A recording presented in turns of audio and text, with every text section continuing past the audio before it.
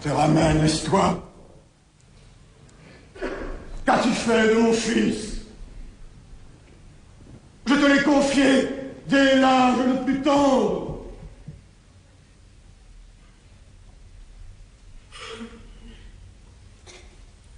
Mais d'où naissent les pleurs que je te vois répandre? Que fait mon fils? Aux soins tardifs et superflus, inutile tendresse. Hippolyte n'est plus. Mon Dieu! J'ai vu des mortels périr le plus aimable, et j'ose dire encore, Seigneur, le moins coupable.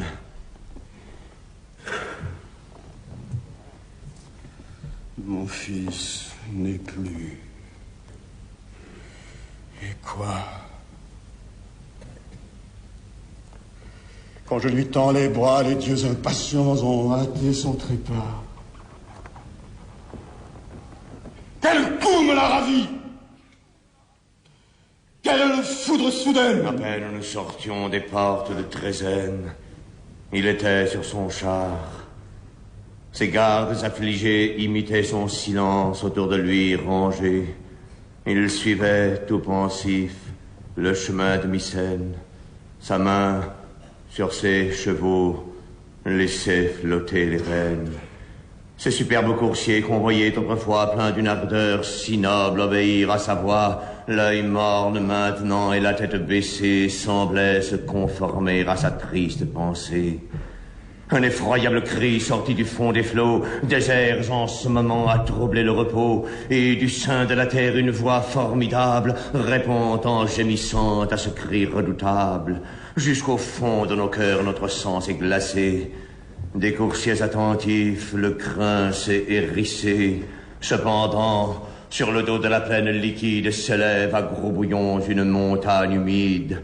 L'onde approche, se brise et vomit à nos yeux parmi des flots d'écume un monstre furieux.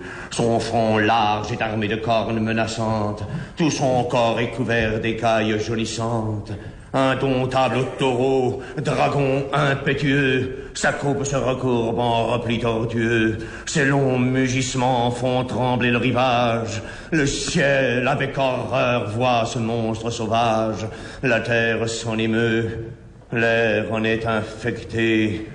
Le flot qui l'apporta recule épouvanté. Tout fuit, et sans s'armer d'un courage inutile, dans le temple voisin, chacun cherche un asile. Hippolyte, lui seul, digne fils d'un héros, arrête ses coursiers, saisit ses javelots, pousse au monstre et d'un dard lancé d'une main sûre, il lui fait dans le flanc une large blessure. De rage et de douleur, le monstre bondissant vient au pied des chevaux tomber en mugissant, se roule et leur présente une gueule enflammée qui les couvre de feu, de sang et de fumée. La frayeur les emporte et sourds à cette fois, ils ne connaissent plus ni le frein ni la voix. En efforts impuissants, leur maître se consume. Ils rougissent le mort d'une sanglante écume. On dit qu'on a vu même en ce désordre affreux un dieu qui d'aiguillons pressait leurs flancs poudreux.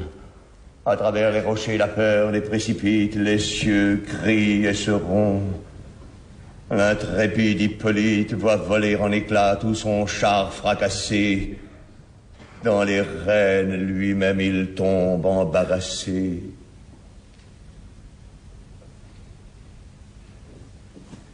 Excusez ma douleur. Cette image cruelle sera pour moi de pleurs une source éternelle. J'ai vu, Seigneur, j'ai vu votre malheureux fils traîné par les chevaux que sa main a nourris. Il veut les rappeler et sa voix les effraie. Il court, tout son corps n'est bientôt qu'une plaie. De nos cris douloureux, la plaine retentit. Leur fougue impétueuse enfin se ralentit. Ils s'arrêtent, non loin de ces tombeaux antiques où des rois, ses aïeux, sont les froides reliques. J'y cours en gémissant et sa garde me suit. De son généreux sang la trace nous conduit. Les rochers en sont teints. Les ronces dégoûtantes portent de ses cheveux les dépouilles sanglantes. J'arrive, je l'appelle et me tendant la main. Il ouvre un œil mourant qu'il referme soudain. Le ciel, dit-il, m'arrache une innocente vie. Prends soin, après ma mort, de la triste Aricie. Cher ami, si mon père un jour désabusé plaint le malheur d'un fils faussement accusé, pour apaiser mon sang et mon ombre plaintive, dis-lui qu'avec douceur il traite sa captive, qu'il lui rende.